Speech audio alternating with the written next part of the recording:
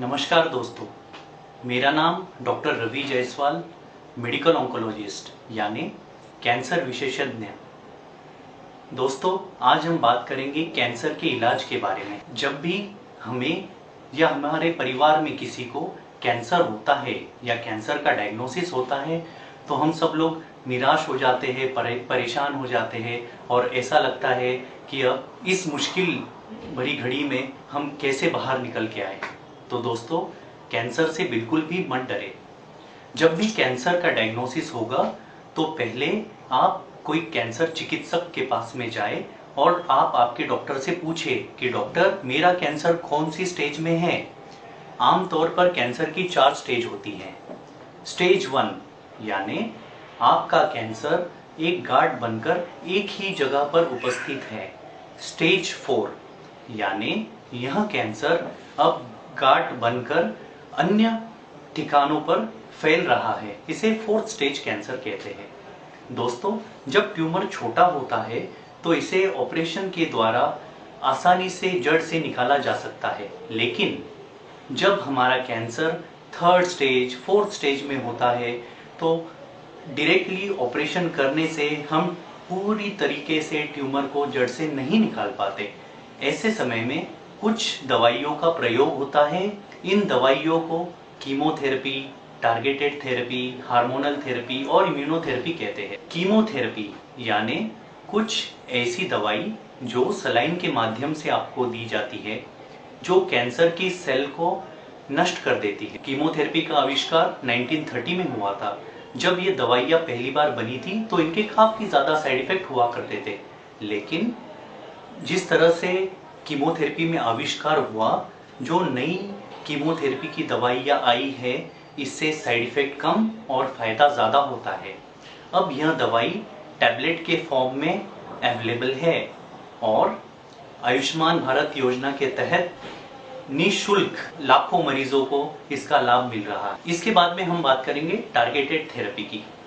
दोस्तों, targeted therapy यानी हम कुछ ऐसी जांच करके इसका पता लगाते हैं कि आपका कैंसर किन रास्तों से फैल रहा है या आपके कैंसर में किन जीन्स में बदलाव आ गया है।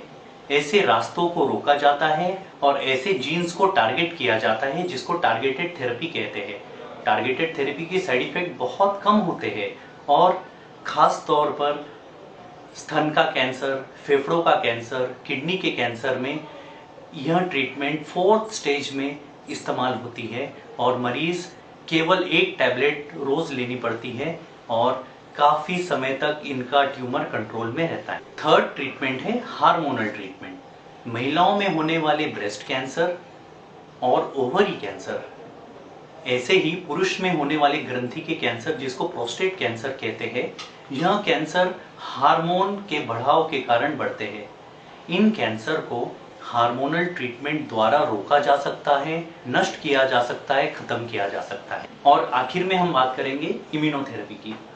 दोस्तों, इम्यूनोथेरेपी का आविष्कार आज से 5 साल पहले हुआ और इम्यूनोथेरेपी के द्वारा आपका कैंसर 4th स्टेज में भी अब 100% क्योर हो सकता है। इम्यूनोथेरेपी यानी ऐसी दवाई जो मरीजों को उनकी प्रतिकार रोधक शक्ति बढ़ाने के लिए दी जाती है और आपकी बॉडी के इम्यून सेल्स ही आपके कैंसर को नष्ट कर देते हैं।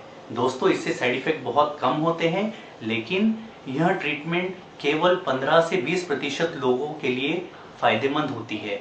इसीलिए सही पेशेंट का चुनाव करना बहुत ज़रूरी होता है।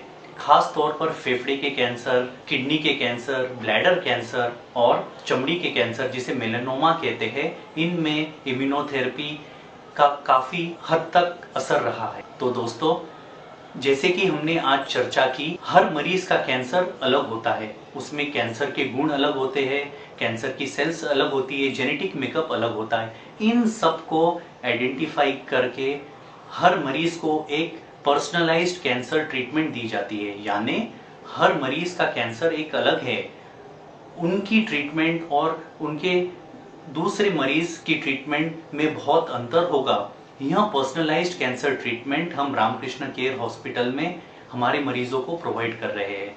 दोस्तों, ये कीमोथेरेपी, टारगेटेड थेरेपी के लिए आपको हॉस्पिटल में एडमिट होने की ज़रूरत नहीं है। ये सारा डे केयर प्रोसीजर है। आप हॉस्पिटल में आते हो, कुछ जांच से ये पता कर लेते हैं कि आपको कौन सी दवाई देने से आपका कैंसर कंट्रोल में आएगा और 2 या 3 घंटे में आपका ट्रीटमेंट खत्म हो जाएगा और शाम तक आप घर पहुंच जाओगे।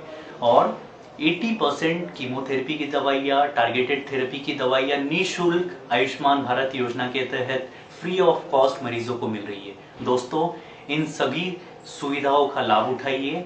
कैंसर से हमने डरना नहीं है, सबने मिलजुल कर कैंसर से लड़ना है और कैंसर को हराना है। Thank you.